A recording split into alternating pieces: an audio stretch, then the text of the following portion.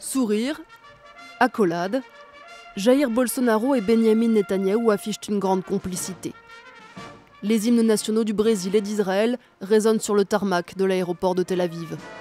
Pour sa première visite officielle en dehors du continent américain, le président brésilien a choisi Israël, dont il compte bien faire son allié. Mon ami Benyamin Netanyahou et moi-même avons l'intention de rapprocher nos peuples, nos armées, nos étudiants, nos scientifiques, nos hommes d'affaires et nos touristes.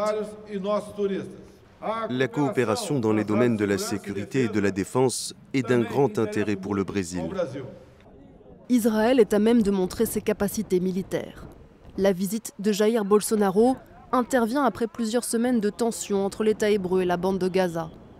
Des chars et des milliers de soldats se tiennent prêts à intervenir en cas d'escalade. Monsieur le Président, vous arrivez en Israël à un moment tendu.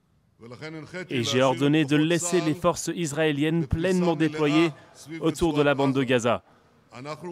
Nous sommes prêts pour tous les scénarios possibles et, si nécessaire, pour une opération militaire d'envergure. Benyamin Netanyahou est l'un des rares dirigeants à s'être déplacé pour l'investiture de Jair Bolsonaro en janvier dernier, avec l'espoir que le nouveau chef d'État brésilien tienne sa promesse de déplacer l'ambassade de son pays à Jérusalem. Mais pour le moment, Jair Bolsonaro reste vague à ce sujet. Sa visite reste néanmoins une opportunité pour le Premier ministre israélien. En pleine campagne électorale, Benyamin Netanyahou peut se targuer d'avoir le soutien de la plus grande puissance d'Amérique latine.